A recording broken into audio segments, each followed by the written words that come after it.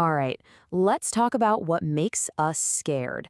Specifically, we're going to take a deep, dark dive into the history of horror games. We're going to see how developers learn to get right under our skin, starting with just a few pixels and ending up with some of the most complex psychological nightmares you can imagine. It's a wild question when you really think about it, right? How do you take a bunch of code, some graphics, and a few sound files and turn it all into something that makes your heart pound and your hands sweat? Well, that's exactly what we're here to figure out. And we're going to do it by looking at four absolute game changers. We'll start with 1982's 3D Monster Maze, the granddaddy of it all. Then we'll jump to Resident Evil in '96, the game that basically wrote the rulebook.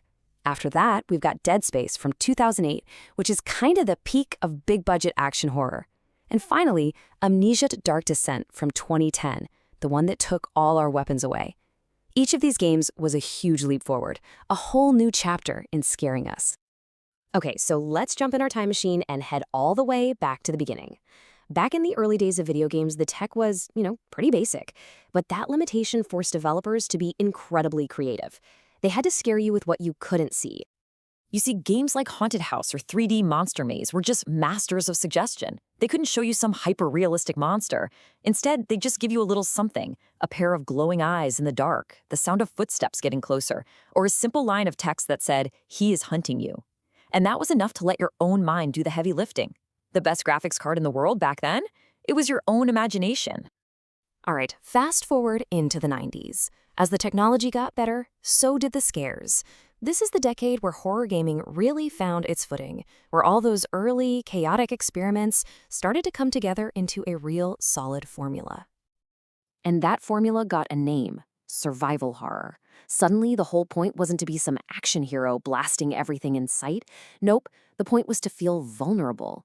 It was all about having just 3 bullets left, trying to solve a puzzle while something is scratching at the door, and making that split-second decision to either fight or run for your life. Just surviving. That was the win condition. And this right here, this shows you the 1-2 punch that built the entire genre.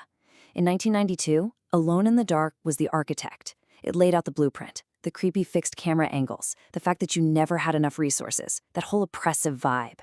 Then, 4 years later, Resident Evil came along, took that blueprint, polished it up, and turned it into a massive blockbuster that told an entire generation what a horror game should be.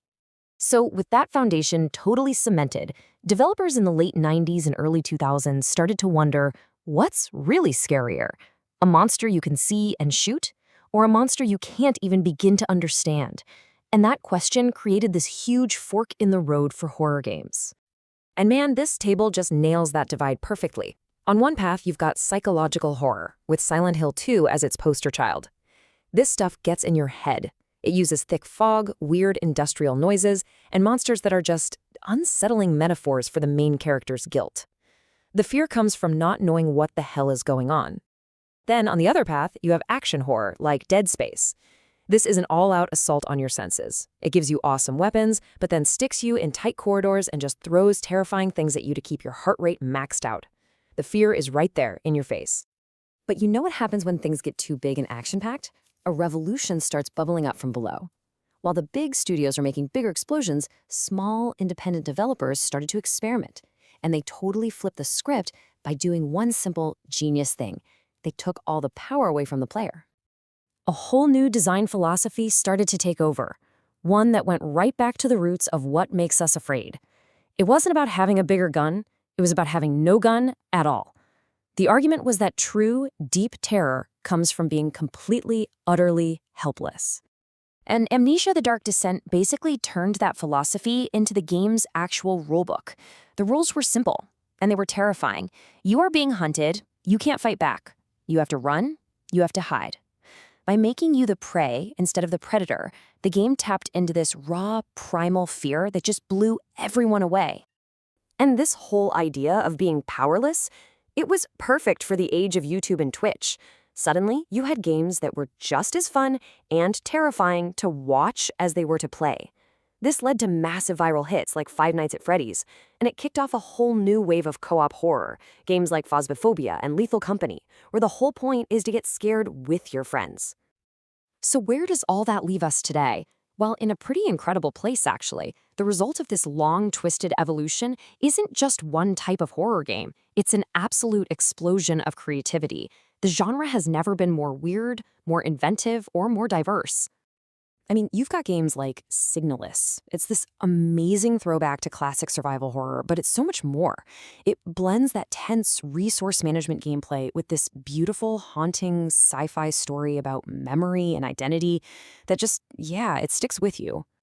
Or you could have something like Dredge, which starts out as this peaceful little fishing game before it slowly pulls you into this Lovecraftian nightmare where the scariest things are lurking just below the waves. Then there's Slay the Princess, a visual novel that just completely messes with your head. It takes a simple fairy tale idea, Go Slay the Princess, and twists it into this reality-bending horror story about choice and trust. It's brilliant.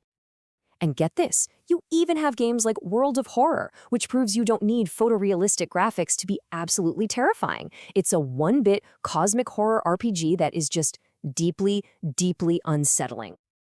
So when you look back at the whole journey, from a simple T-Rex in a pixelated maze all the way to VR nightmares that feel completely real, it's been a wild ride.